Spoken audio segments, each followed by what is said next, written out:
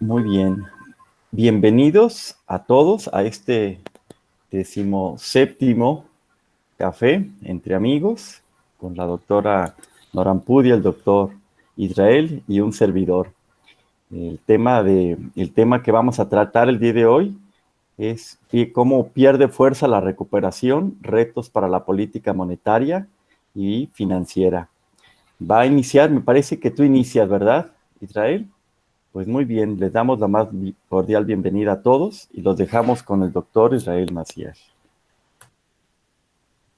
Bien, bienvenidos. Voy a presentar rápidamente, no es mucho, pero creo que sirve para abrir la discusión. Bueno, el problema es el siguiente, que después de la caída tan fuerte que se tuvo por el cierre de la economía, es normal que en estos primeros meses, digamos que ya se reconoció que se ha tocado fondo, se empiece a experimentar una medida, digamos, de crecimientos muy altos, ¿no? Sobre todo, por ejemplo, en la parte, en algunas medidas que ya ha liberado INEGI, referentes, por ejemplo, incluso la producción industrial. Hay varios elementos en los que ya se ve incluso este brinco muy fuerte. Pareciera, en todo caso, una recuperación muy vigorosa, pero el problema es de que, como estás midiendo mes con mes, estás midiendo, digamos, cualquier recuperación con respecto al pozo, pues terminas midiéndose y teniendo un impacto estadístico muy alto, ¿no? Entonces, lo que hemos tratado de hacer, o para ir aproximando este tema, es un poco ir revisando, digamos, estos microdatos de variables un poco más pequeñitas para ir nutriendo el tema de si ya es todo un hecho, pues la recuperación. Las ventas de autos. Lo interesante entonces es que los resultados no son concluyentes. Por ejemplo, las ventas de autos siguen cayendo, pero a una velocidad un poco más baja, ¿no? La confianza empresarial, ¿no?, que mide el Instituto Mexicano de Contadores Públicos, tiene una ligera mejora. Luego por ahí el indicador de pedidos manufactureros de Estados Unidos también tiene una mejora pequeña. Pero hay un detalle que pues, luego contribuyen a que no todo sea en ese sentido. Por ejemplo, los datos de Walmart, ¿no? Es muy interesante, pero Walmart ha dejado de publicar sus ventas mensuales por tienda y por grupo desde el mes de marzo, ¿no? Y aparte el hecho de que efectivamente, por lo menos en agosto con respecto a julio, el precio del petróleo bajó ligeramente, ¿no? La producción automotriz, en agosto, es muy interesante, tiene una caída, ¿no? De 13.7, cuando ya en julio ya había crecido, ¿no? O sea, es este efecto que julio con junio, pues sí trae un incremento aparentemente importante, producto de la caída tan fuerte en junio, pero ya con cualquier reapertura se mide esta subida, pero luego otra vez tuvo en agosto volvió a tener una caída, ¿no? Y por ejemplo, el indicador manufacturero del IMEF, a pesar de que tuvo un incremento de 2 puntos, se sigue ubicando debajo debajo del nivel que ya indicaría expansión, ¿no? Que estamos hablando del indicador por ahí del 50, de un valor de 50. Entonces, todavía está en la zona de contracción, ¿verdad? Y eso, lo mismo para el no manufacturero, ¿no? En fin, decir esto, bueno, esto, digamos, son resultados mixtos. Lo que sí nos está viendo es la recuperación en forma de V que tanto ha mencionado el presidente, ¿no? Una caída muy rápida y una recuperación, ¿no? Un rebote rápido de la economía. El problema en todo caso es de que entre más tarde la economía mexicana en recuperarse, pues más este proceso de recuperación va a parecerse más a una L, ¿no?, que a una U o una V, ¿no?, independientemente de la letra que querramos ver. Y finalmente, yo dejo la discusión aquí con un cuadro que creo que se entiende muy bien. Es de McKinsey, y ellos lo que hacen es simplemente decir cuál es el escenario más probable dependiendo de dos cosas.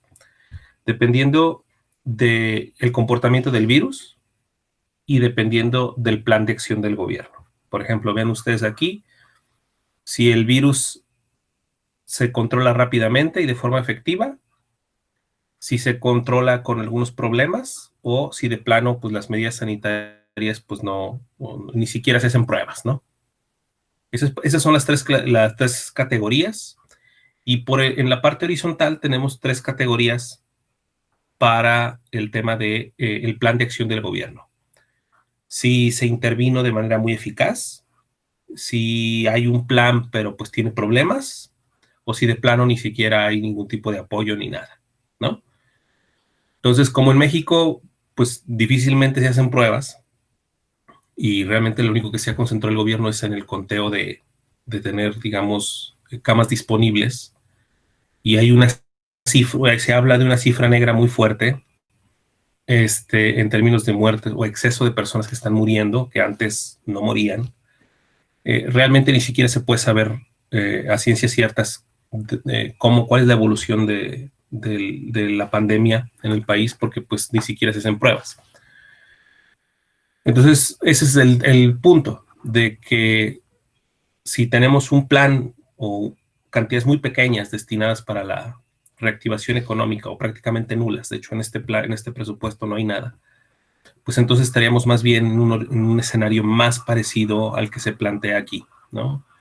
El B1, el B2 o el B3, donde la intervención del gobierno es muy poca o muy ineficaz, y donde realmente, pues, en términos del tamaño o del problema, pues no se ha logrado capturar bien, ¿no?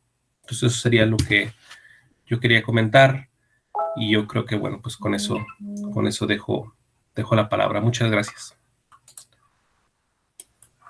Muchas gracias, Israel. Pues muy interesante. Nos ponen aquí dos preguntas para irlas pensando.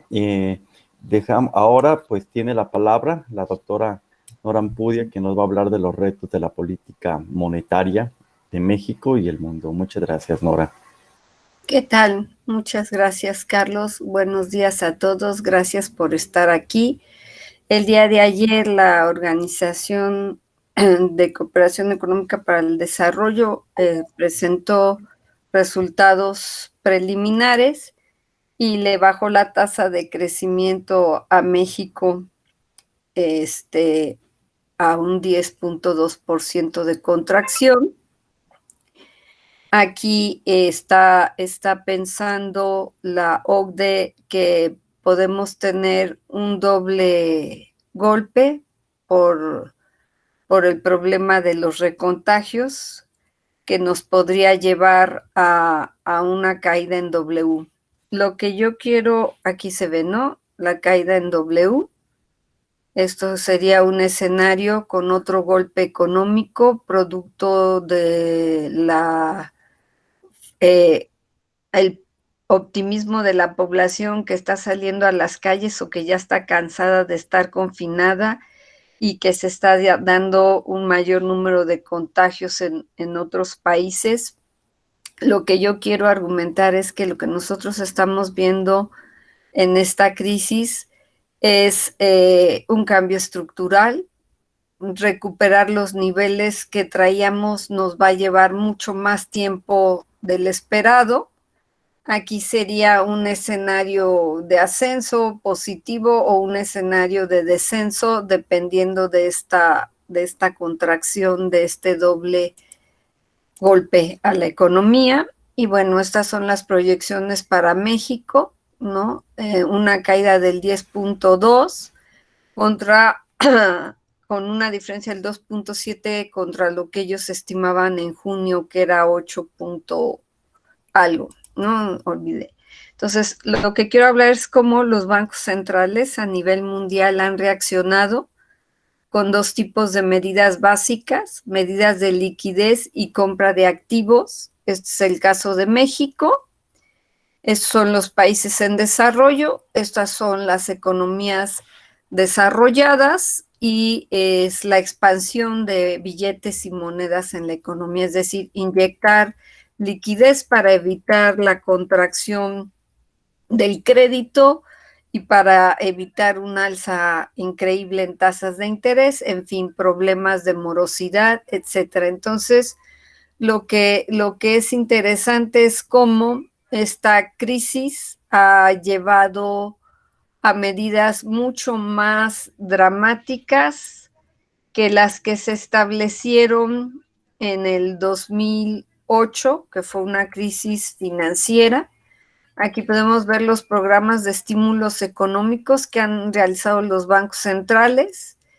En solo 2 meses inyectaron 10 billones de dólares adicionales, 300% más que en la crisis subprime y 30 veces más que a valor actual del Plan Marshall, que fue el utilizado para reconstruir Europa después de la Segunda Guerra Mundial. También son un estudio de McKinsey y Company.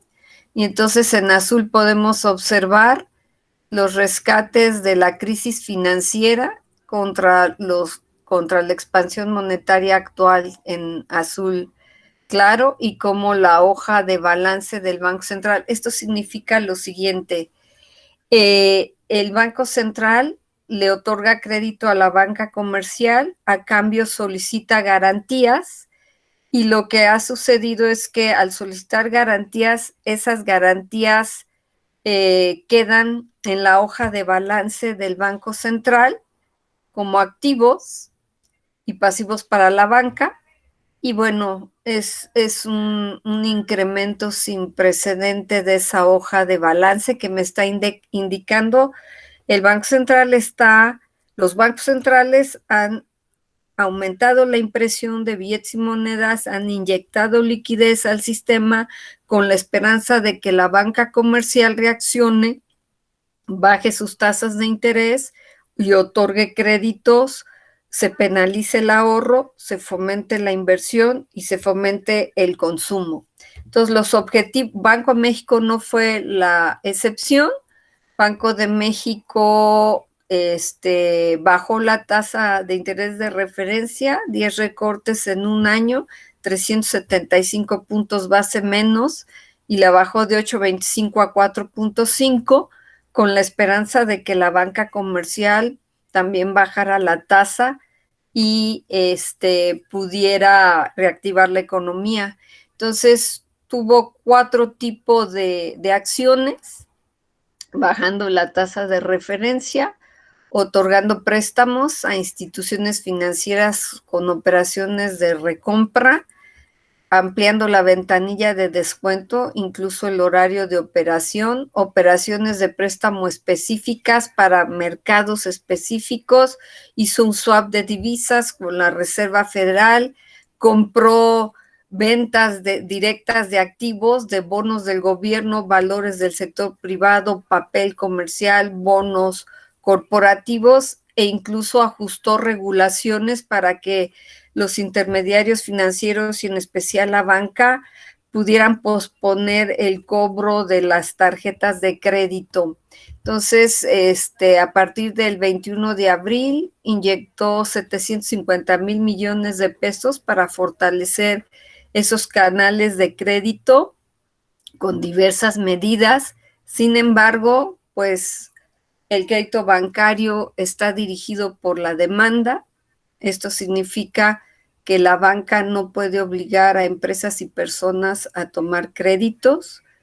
El otro problema es que el negocio bancario pues requiere utilidades para operar, y con las tasas de interés tan bajas se les dificulta mucho obtener rendimientos, y luego el riesgo y la incertidumbre de cuándo va a terminar esta crisis, de cuándo va a haber una recuperación fuerte, pues eleva el costo del dinero que la banca impone a las empresas y a las familias, y los colaterales y las garantías que les exige para darles créditos. Por ello, pues a pesar de los esfuerzos del Banco de México, el crédito ha venido cayendo y los costos y las garantías incrementándose, pero lo dejo hasta ahí porque de eso va a hablar Carlos Reyes. Muchas gracias, Carlos. No, mil gracias, Nora. Pues vamos a concluir. Yo voy a hablar prácticamente de una cuestión muy simple y antes de presentar, quisiera decir dos cosas que son bien importantes para comprender esto. Y antes de eso, aún hay unas preguntas que dejaron algunos medios de comunicación que no pudieron asistir, que están ahí puestas por Miriam, y por otra parte también está una pregunta del periódico Mural para que podamos ir pensando la respuesta a Nora e Israel. De lo que voy a exponer se trata de lo siguiente, es muy simple. Para poder comprender la importancia que tiene el crédito bancario, como bien ya lo mencionó la doctora Ampudia, lo primero que hay que comprender es que los créditos bancarios sirven para hacer crecer a las empresas, en el caso de esta línea de arriba que se refiere a los préstamos, al endeudamiento de empresas y personas físicas con la actividad empresarial, que es el mayor crédito en monto del que publica el Banco de México. Y entonces, en ese sentido, por eso es más importante, pero hay que comprender que cuando se pide un préstamo es para poder hacer crecer la empresa. Y la empresa, pues, tiene que generar mayor rentabilidad a la tasa que genera el banco, porque si no, el que gana es el banco. En ese sentido, el crédito que genera empleos, el crédito que hace crecer a la economía, es precisamente el crédito de las empresas. Cuando el crédito de las empresas está creciendo, pues las empresas se están expandiendo, pueden proporcionar mayores bienes y servicios y también pueden proporcionar mayor número de empleos. El crédito al consumo, que es otro crédito, pues ese crédito lo tienen las personas físicas principalmente, y con las tarjetas de crédito, pues y otros tipos de crédito pueden comprar bienes que impulsan también el crecimiento económico. Pero prácticamente crédito no genera una rentabilidad. Y por último tenemos el crédito anaranjado es el crédito a la vivienda. Es el último que voy a mencionar. Este crédito pues sirve para que las personas pues se hagan con una vivienda y no genera prácticamente rentabilidad más que cuando se rentan las casas, porque cuando se habitan pues no hay rentabilidad. Bien, estas son las cifras en miles de millones de pesos en términos nominales, no reales. ¿Qué observamos? Lo primero que quiero hacer ver aquí es que observamos que aunque las tasas de interés hayan bajado, los bancos no necesariamente bajan las tasas de interés al nivel que los bajan el Banco de México, porque el Banco de México, como bien mencionaba Nora, no puede forzar, por una parte no puede forzar a los ahorradores, pero afecta los créditos, digamos, no los afecta de manera inmediata. Las políticas del Banco de México nada más afectan los créditos en el corto plazo, siempre y cuando la demanda así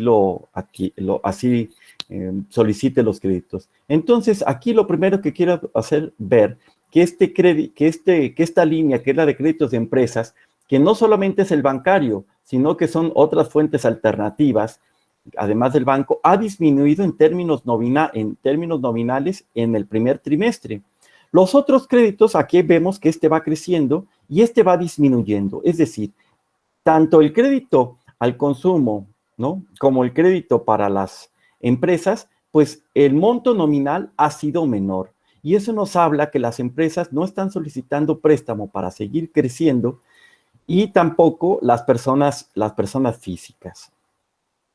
Bueno, esto es a un nivel macro, pero si nosotros, aquí en México, si nosotros observamos muy brevemente estos son los tres tipos de crédito al consumo, del crédito para la vivienda y para el crédito para las empresas. Aquí están los últimos 3 trimestres, octubre, diciembre, enero, marzo y abril, junio, en el cual pues se observa esta baja que mencionaba y esta baja que mencionaba, aunque el crédito para la vivienda ha subido.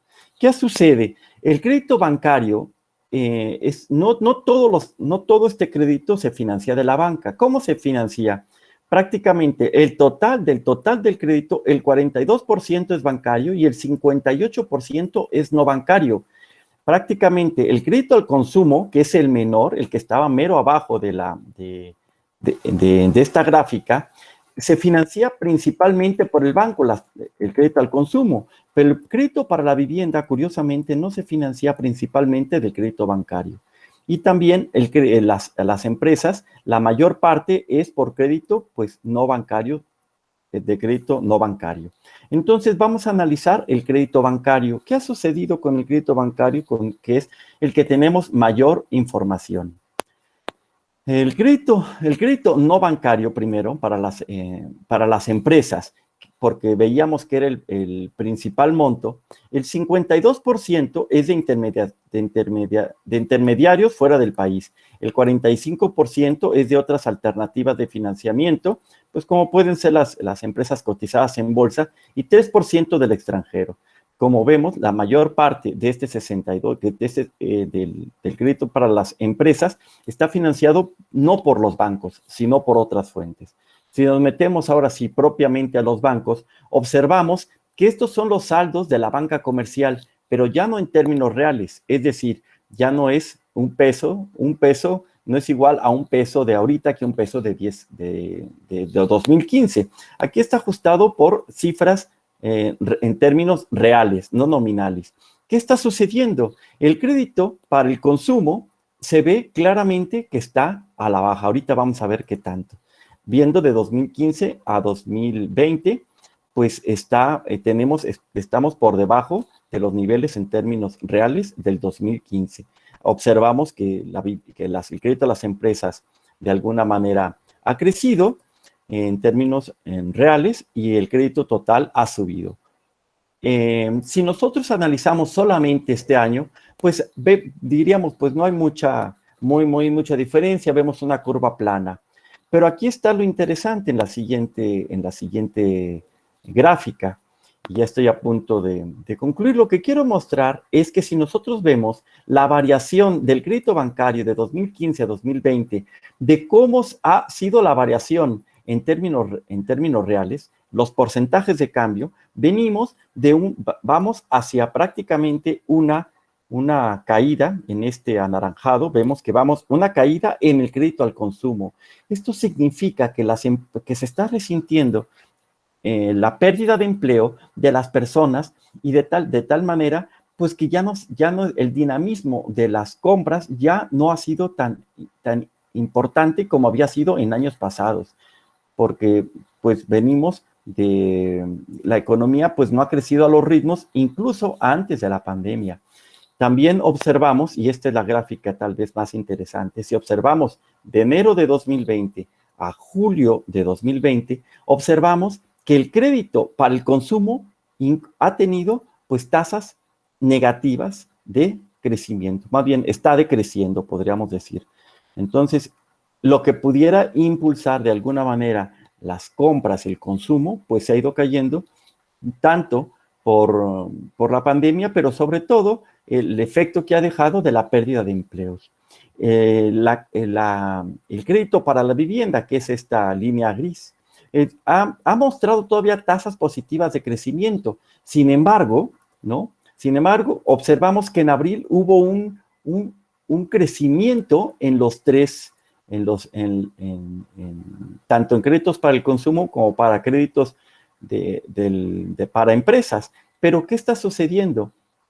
Está sucediendo que después de este pico hemos visto pues bajadas en los ritmos de crecimiento. Es decir, tampoco ni la vivienda ni tampoco las empresas han aumentado ese dinamismo que puede ayudar a la recuperación.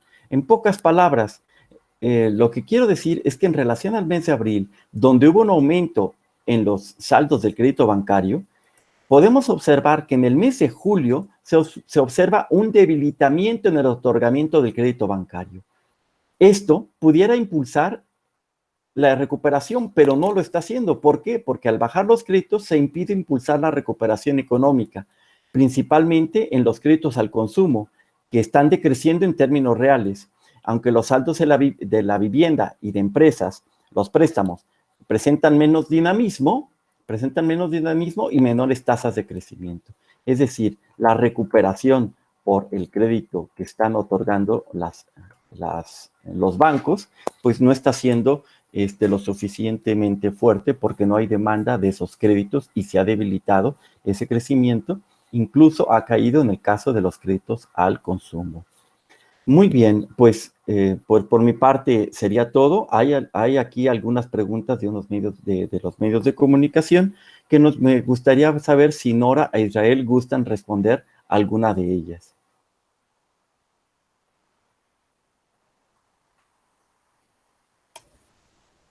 No alcanzo a ver bien las preguntas. Sí, la voy a leer en voz alta. Sí, gracias. Sí, una de ellas son tres. Quieren saber si hay posibilidad de medir cuántas de las personas que perdieron su empleo por la pandemia siguen desocupadas o si ya están realizando alguna actividad. Esa es la pregunta 1. La pregunta 2, y en caso de que haya gente que encontró en la economía informal, si sería en tianguis, fuera de casa o dónde están realmente trabajando. Y la pregunta 3 del periódico Mural nos dice cuál es el panorama de recuperación en Jalisco. Bueno, cifras tendría que buscarlas, pero he leído los reportes del Banco de México y las presentaciones de Gerardo Esquivel, las últimas, que reportan un incremento en el empleo formal, pero sobre todo un incremento en la economía informal. ¿En qué puestos específicos? No sabemos, esa información no se reporta. Lo que sabemos es que las personas que quedaron desempleadas por parte de las empresas han migrado a poner sus propios negocitos, sus changarritos, y están básicamente en el sector informal. Y las empresas que reabrieron la actividad económica recontrataron personal en términos formales. Muy bien, muchas gracias, Nora. Voy a yo responder la pregunta de Georgina García, que nos está haciendo sobre el crédito del sector bancario. Y voy a proceder a presentar para tener más claros los datos, para que sea pues más amigable poder verlos. Georgina, de Canal 44, dice, ¿cuál es el porcentaje de caída del crédito al consumo? Bien, vamos a ver en términos reales. Aquí está pues la gráfica que elaboré para este café. Estamos observando que el crédito al consumo de julio del año pasado contra este año, julio 2019 contra julio 2020, estamos viendo una caída del 8.9%. Es la cifra más alta que ha habido. Precisamente en este año, si comparamos, veníamos de un crecimiento de 1.6 en enero, 1% en febrero, 0% en marzo, menos 1.9 en abril, 4.2 en mayo, 6.3 en junio y un 8.9 en el mes de julio. Esa sería la respuesta del sector bancario. Espero haber contestado y pues para finalizar, me gustaría, si fueran tan amables, Israel, Nora, que pudiéramos dar una breve conclusión de lo que expusimos hace un momento, para cerrar.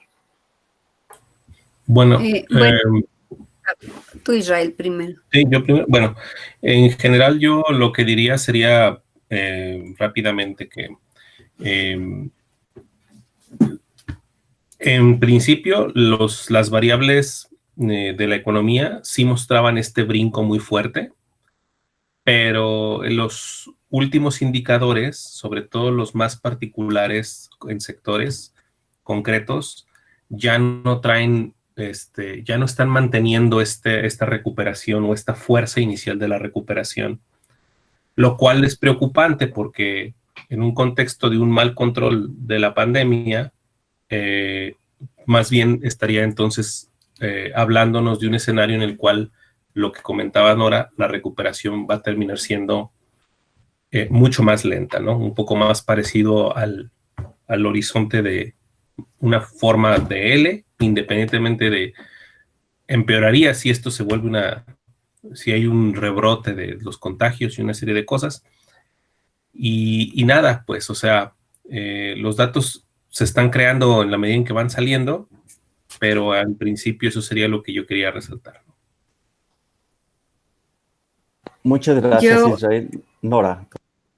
Yo quería, abonando a la pregunta sobre el empleo, que en junio se reporta una recuperación del empleo formal de 1.710.000 personas, pero la mayoría son empleos formales no del IMSS, ¿no? Los empleos formales que no son del IMSS son los de el ejército, la marina, etcétera. Y de empleos informales se observa una recuperación de 3.040.000 personas que quedaron dentro del que se han movido hacia el sector informal, ¿no? Y en términos de tiempo completo, ya sea dentro del sector formal o el informal, pero que ya están trabajando 8 horas diarias, se está reportando una recuperación de 8 millones de personas. Eso con respecto a la pregunta anterior. Luego, con respecto a la pregunta de cómo se observa para Jalisco, hablando con el doctor Hugo Briceño, que hizo un modelo, veíamos que Jalisco está presentando una recuperación por encima del promedio nacional, nada más que no recuerdo los datos, esos los tiene él, por obviamente la diversificación productiva del Estado, y ya sabemos que la recuperación no es igual, nos está pegando fuerte en turismo, en hotelería, pero en el sector agropecuario empieza a haber una recuperación importante, en el sector exportador, particularmente autopartes, electrónica, le está funcionando bien a Jalisco, y el comercio también se está recuperando. Eso es con respecto a Jalisco. Y con respecto a mis conclusiones, bueno, Banco de México ha hecho un esfuerzo extraordinario, amplió el plazo de las medidas hasta febrero, pero es insuficiente porque, como hemos visto, los bancos responden a sus accionistas y a su rentabilidad, las empresas tienen incertidumbre, las familias tienen incertidumbre, han reducido el consumo, el gasto de inversión está totalmente parado, no hay certidumbre tampoco en parte de la política, y lo que nos hace falta pues es una política fiscal de recuperación que ponga énfasis en aquellos sectores que van a ser los más golpeados, porque la política monetaria no puede poner este tipo de énfasis, no puede promover sectores específicos como el turismo, como la industria del entretenimiento, como la industria aeroespacial. La política monetaria no puede hacer eso, eso queda más en manos de la política fiscal. Entonces, aun cuando Banco de México ha ampliado estas medidas de liquidez extraordinarias hasta el 28 de febrero del 2021, sin esa política fiscal es difícil que podamos ver una buena recuperación. Muchas gracias, Nora. Antes de despedirme, doy mi conclusión muy brevemente. El crédito, que es un motor para el crecimiento, pues ha perdido dinamismo, tanto en la vivienda, que aunque sigue creciendo, crece a unos ritmos menores. También el crédito para las empresas, el crédito bancario, ha disminuido, que es el que podría crear empleos. Y el crédito al consumo, pues ya tiene un decrecimiento en términos reales. Entonces, esto es por la pérdida de empleo que ha existido y la incertidumbre en la inversión que existe. Entonces, pues precisamente, pues la recuperación pues se va a dificultar un poco más, dado esta incertidumbre y pérdidas de empleos. Por nuestra parte, sería todo. Agradecemos a todos ustedes su atención, su asistencia, y nos vemos, Dios mediante, la próxima semana. Muchas gracias. Muchas gracias y hasta la próxima. Gracias, hasta luego.